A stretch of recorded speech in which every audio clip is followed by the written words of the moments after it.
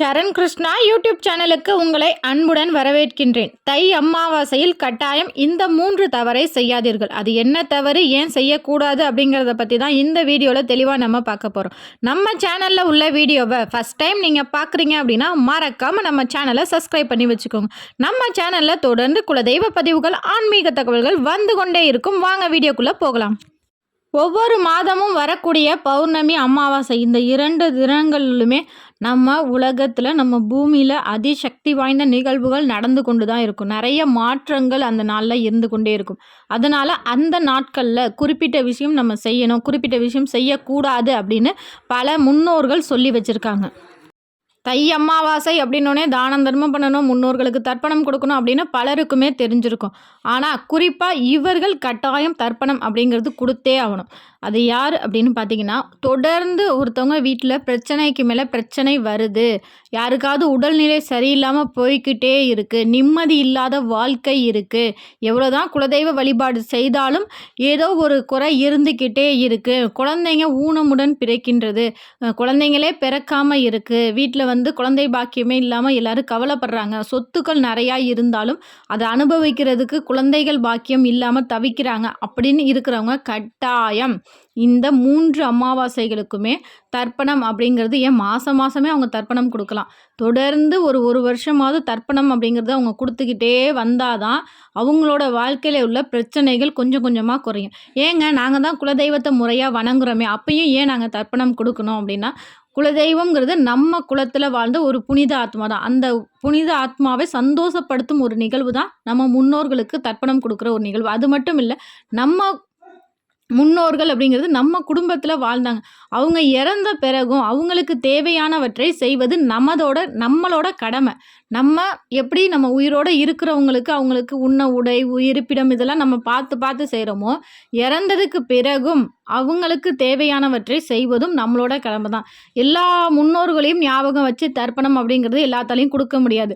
அதனால தான் குறிப்பிட்ட இந்த தை அமாவாசை, ஆடி அமாவாசை, புரட்டாசி அமாவாசைகளில் யாருமே தவற விடக்கூடாது. எல்லாருமே பக்கத்தில் இருக்க நீர் நிலையங்களில் ஐயர்கள்லாம் அங்கேயே உட்காந்துருப்பாங்க. அவங்கள்ட்ட சொல்லி பட்ஜெட்டுங்கிறது ஒவ்வொரு ஐயர்களுமே வச்சுருக்காங்க. நீங்கள் 2000 ரூபாய்க்கு கொடுக்குறீங்களா, 3000 ரூபாய்க்கு கொடுக்குறீங்களா, 1000 ரூபாய்க்கு கொடுக்குறீங்களா அப்படின்னு ஒவ்வொருத்தவங்களுமே கேட்டு அதுக்கேற்ற மாதிரி செய்கிறாங்க. உங்களோட வாழ்க்கையில் உங்களால் எவ்வளோ செய்ய முடியுமோ அந்த அளவுக்கு செஞ்சுக்கோங்க. ஆண்கள் தான் தர்ப்பணம் கொடுக்கணும். மனைவி கர்ப்பமாக இருக்கும்போது ஆண்கள் தர்ப்பணம் கொடுக்கக்கூடாது. அது மட்டும் இல்லை, வீட்டில் அம்மா அப்பா 2 பேரும் இருக்காங்க அப்படின்னாலும் ஒரு ஆண் மகன் தர்ப்பணம் கொடுக்கக்கூடாது. யாருக்கு அம்மா அப்பா மனைவி இல்லையோ அவங்க தான் தர்ப்பணம் கொடுக்கணும்.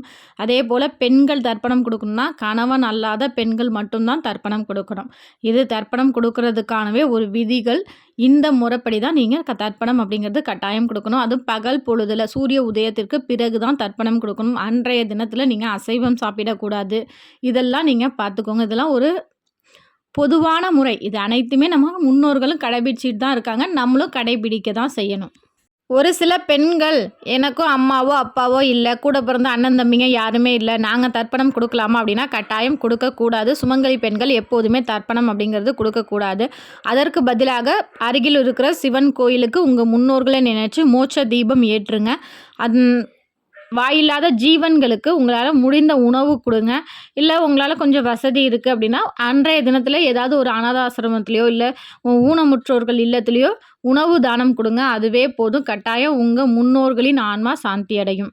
இவ்வளவு சக்தி வாய்ந்த இந்த தை அமாவாசை நாளில் கட்டாயம் செய்யவே கூடாத 3 தவறு அப்படின்னு பார்த்தீங்கன்னா, கடினமான வேலைகள் செய்யக்கூடாது. அதாவது உங்களுக்கு ரொம்பவே கடினமான வேலை, இந்த வேலை செஞ்சால் கண்டிப்பாக இரத்த காயம் வரும் அப்படிங்கிற ஒரு சூழல் இருக்கும்போது அந்த வேலையை நீங்கள் செய்யக்கூடாது. அது பெண்களாக இருக்கட்டும், குழந்தைகளாக இருக்கட்டும், ஆண்களாக இருக்கட்டும், கட்டாயம் இந்த இரத்தம் வர்ற மாதிரி ஒரு கடினமான வேலைகளை செய்யவே கூடாது. ஏன்னா அன்றைய தினத்தில் அமாவாசை நாட்களில் நம்மளோட புவி ஈர்ப்பு விசையில் நிறைய மாற்றங்கள் இருக்கும். இரத்த காயம் ஏற்பட்டால் கண்டிப்பாக அந்த இரத்தப்போக்குங்கிறது நிற்கவே முடியாத அளவுக்கு அதிக இரத்தப்போக்கை ஏற்படுத்தும். அதனால் இரத்த காயம் ஏற்படும் போல் ரொம்ப கஷ்டமான வேலைகளை செய்யவே செய்யாதீங்க.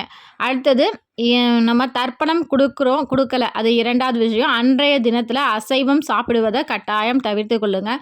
அமாவாசை தினங்களில் என்றைக்குமே அசைவம் அப்படிங்கிறது சாப்பிடாதீங்க. எங்கள் குடும்பத்தில் தர்ப்பணம் கொடுக்குற வழக்கமே இல்லை, நாங்கள் ஏன் சாப்பிடக்கூடாது அப்படின்னு சொல்லி ஒரு சிலர் கேட்பாங்க.